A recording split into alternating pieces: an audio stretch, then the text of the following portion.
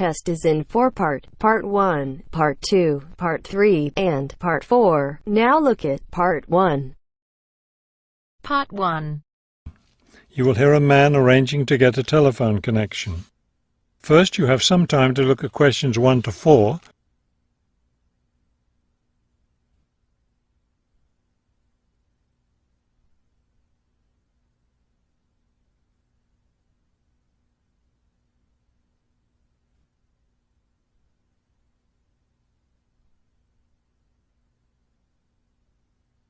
Now we shall begin.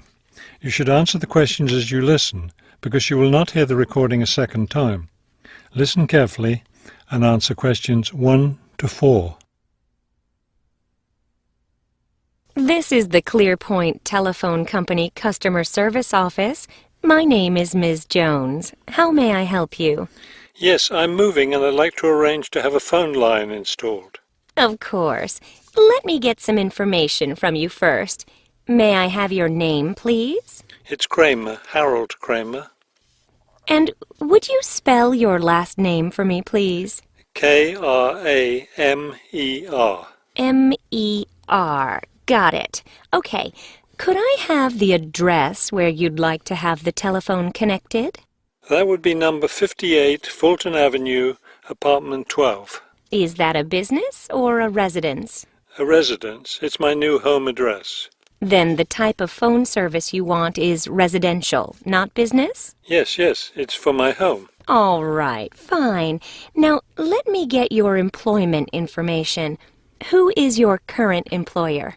I work at the Wrightsville Medical Group. Then your occupation is doctor? No, I work for the doctors. I'm the office manager.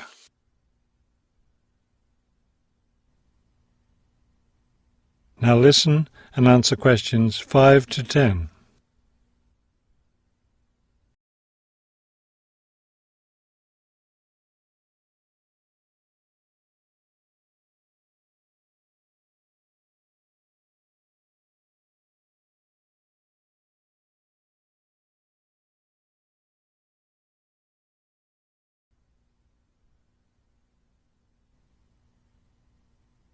Now listen and answer questions 5 to 10.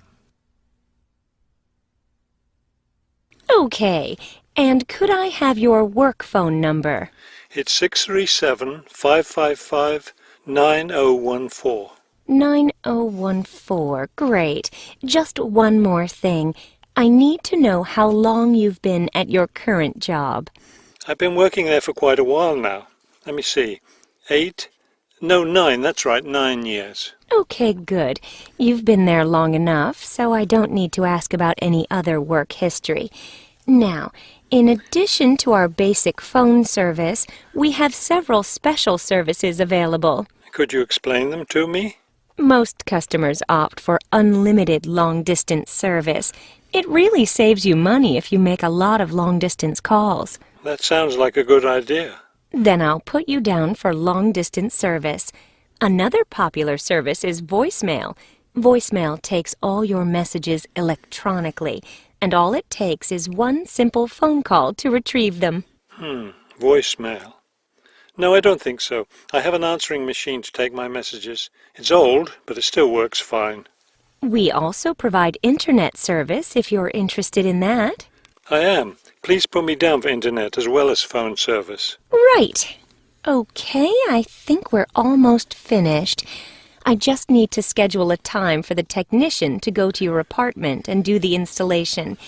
Let me see. What about next Tuesday? Would that work for you? No, not Tuesday. I'll be at a conference all day. Wednesday would work, though. I'm afraid I won't have any technicians in your area on Wednesday. I could send someone on Friday. That would be fine.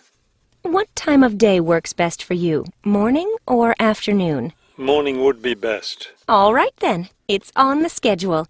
Do you have any questions? No, I don't think so. Thank you for calling ClearPoint. That is the end of Part 1. You now have half a minute to check your answers.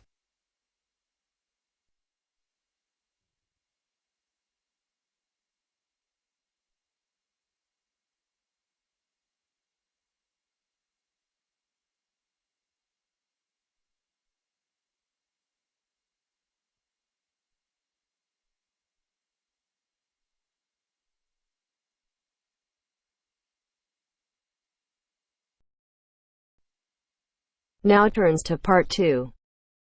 Part 2. You will hear a lecturer discussing the possibility of creating nuclear fusion. First, you have some time to look at questions 11 to 15.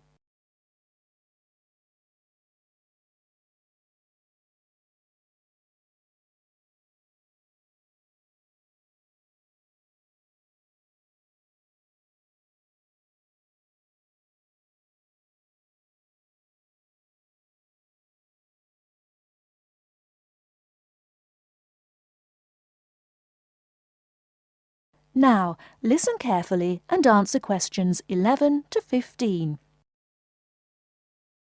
We look at the sun, a huge ball streaming out essentially limitless energy into space, and we think about how we need that energy here on Earth. Our oil reserves are running out, coal burning causes much pollution, and nuclear energy has many dangers. But where does the sun itself get its energy?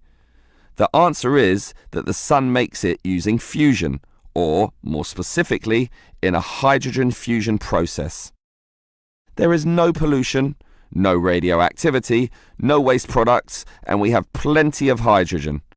So, hydrogen fusion seems the perfect answer to our energy needs, and scientists have long attempted to achieve it here on Earth. So what happens during this process? The first step is to make two light atomic particles approach. In the case of our sun, these are hydrogen particles, the lightest and also the easiest to deal with. However, the problem is that the nuclei of atoms have electric fields, and fusion between these particles is opposed by their similar electric charge. They most naturally repel each other, and the nuclei of all elements are exactly the same in this respect. Thus, in order to overcome this repulsion and force them together, in the second step, the particles are heated. The trouble is, you need a lot of heat, incredible temperatures of the sort only seen on the surface of the sun. This is many millions of degrees, far higher than the melting point of any known material. Still, the concept is simple. The hot, wildly moving particles, which are now called plasma, will crash into each other, resulting in the third step, the fusion into helium, which releases energy and begins a self-sustained process. Before you hear the rest of the talk, you have some time to look at questions 16 to 20.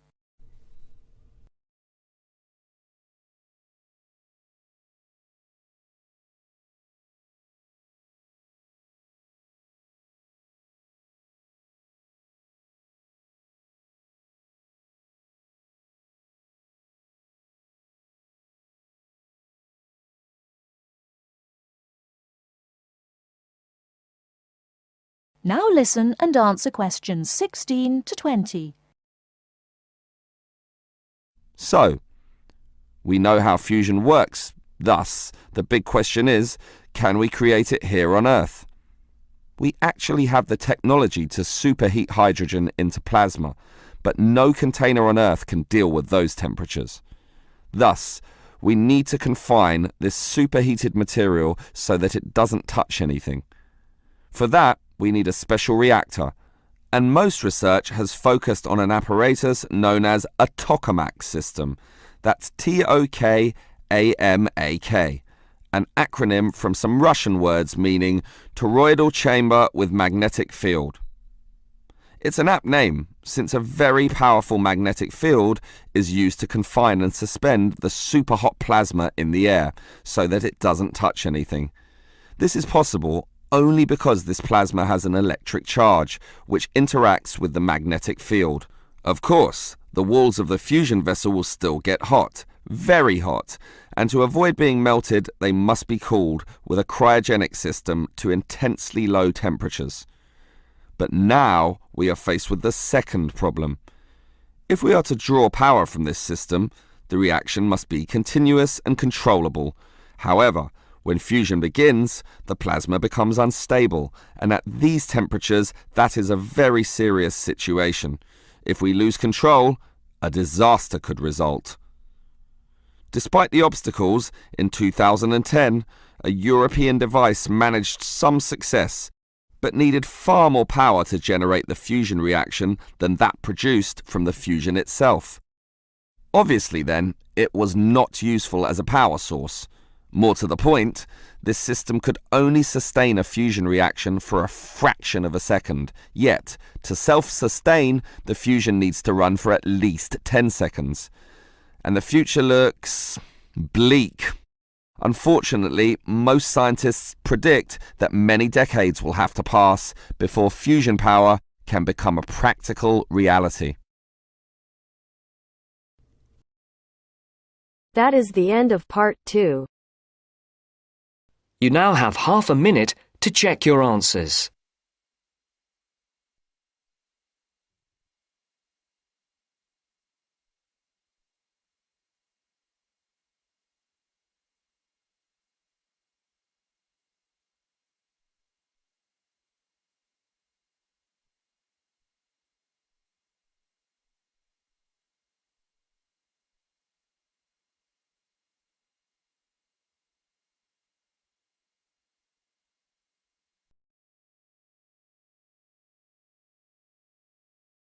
Now turns to part 3.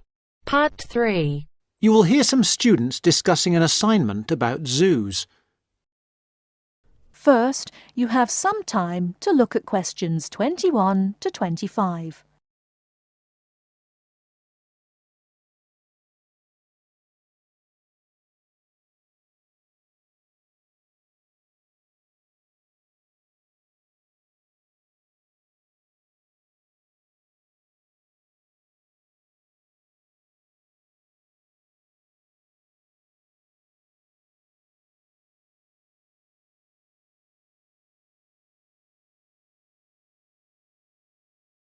Now, listen carefully and answer questions 21 to 25.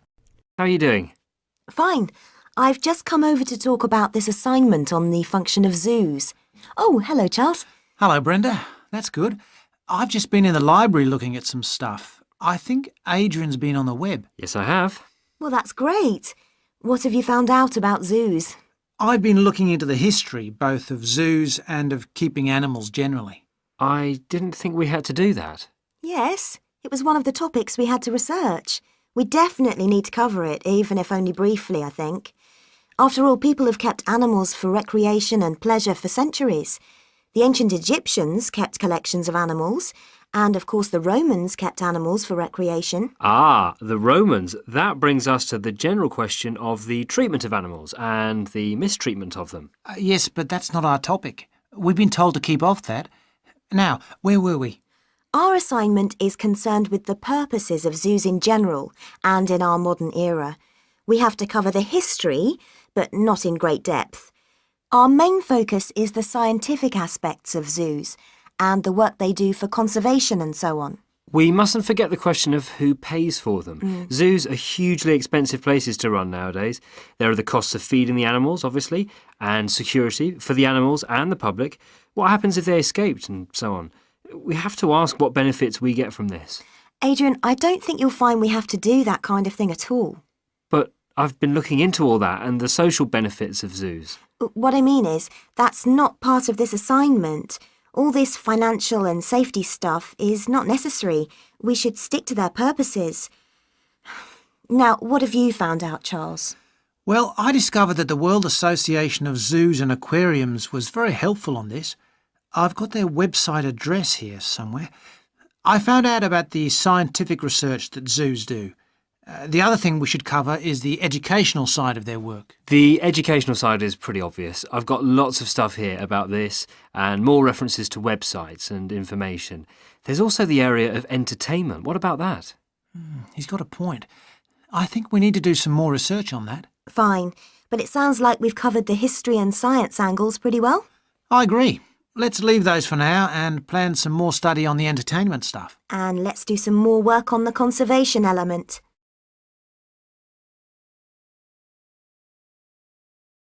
Before you hear the rest of the talk, you have some time to look at questions 26 to 30.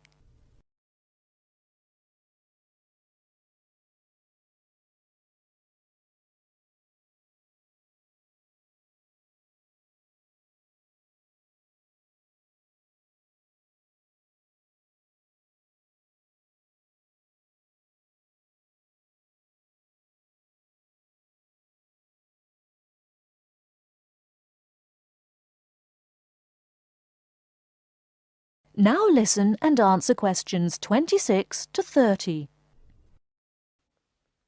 Oh yes, the Arabian oryx is a classic case. The what? The Arabian oryx. It's like a deer, but white. That is, it has a white body, but brown legs, and long curved horns. It normally lives in the hot desert in the Arabian Peninsula. Anyway, in the 70s, the population declined, and in 1972, the last wild oryx was shot and it became extinct in the wild. There were a few left in zoos in the United States where there was a captive breeding program. This was so successful that in 1982, a small population was reintroduced into the wild. Hunting of wild animals was made illegal, and there are now about 300 in Oman. Oh. Although there was a big problem there, I believe. The population went up to about 450 in the 90s, and then illegal hunting did take place. The population crashed again, and the programs had to be restarted. But that's been successful, and there are now, I believe, as you say, several hundred in the wild. This is all available on the websites that Adrian has noted. There was a similar program in Saudi Arabia, and I think there are hundreds in the desert there now. We can use that as a definite success story. And what have you found out? Yes, what have you come up with? I'm going to the library now. Good. That is the end of part 3. You now have half a minute to check your answers.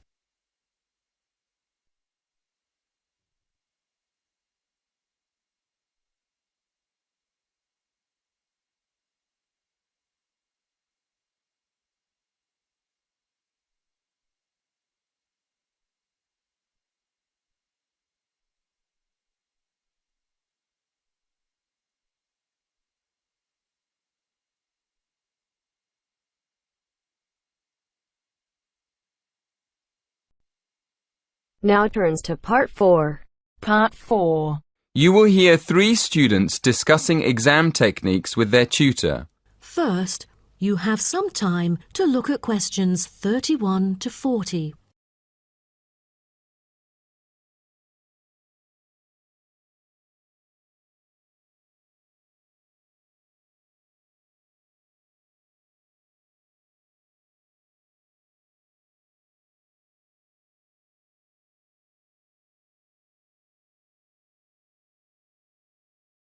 Now, listen carefully and answer questions 31 to 40.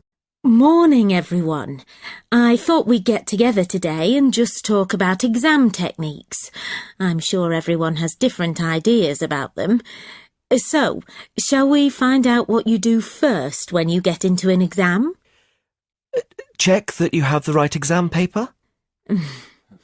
It sounds funny, but students do actually answer the wrong exam paper sometimes. So check that it's your exam first. Then what? Write your examination number on the answer sheet? Well, it might sound obvious, but writing your examination number at the beginning of the exam can be a good idea. Apart from making sure the examiner knows who wrote the exam, can anyone say why? It can help you relax? Yes, that's right. Doing something easy like that gives you a chance to calm down. Right, so what do you do next? Read the questions carefully? Well, before you read the questions, what should you do? Read the instructions. Yes, you should read the instructions next. You need to know how many questions you have to answer and whether you have to answer all the questions or only some.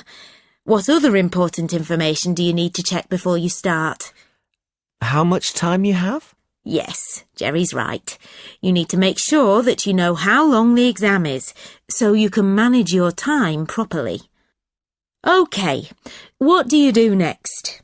Read the questions? Yes, it's very important to read the questions, not just once, but several times. I usually make a few notes when I'm looking at the questions. Sometimes a question looks easy, and then when you start writing, you realize that it's actually more difficult than you thought. Yeah, but you don't want to spend too much time writing notes. No, but it's a good idea to jot down a few ideas to see if you can remember the arguments for the topics you studied most. Once we've decided, is it better just to start at the beginning and answer the questions as they appear on the exam, or should we start with the easy questions? Well, I start with the questions that I know better and leave the ones I'm not sure of for the end. That's what I do. But I still keep an eye on the clock, especially when the questions are all worth the same number of marks. Mac's right. If you write one very good answer, but it's only worth 30% of the marks, you still lose the other 70% on that exam. So it's better to write our main ideas for a question, even if we don't have time to answer it properly. Yes, absolutely. We can't give you marks for writing nothing. But if you give us your main ideas, we can give you some marks. Oh, really? I wish I'd known that in my last exam. I spent all my time writing a long answer to one of the questions and didn't get round to the other two. I didn't understand why I got such a low mark. Yeah, that's what happened to me. Luckily, my tutor explained it afterwards, so I never did that again. That is the end of part 4. You now have half a minute to check your answers.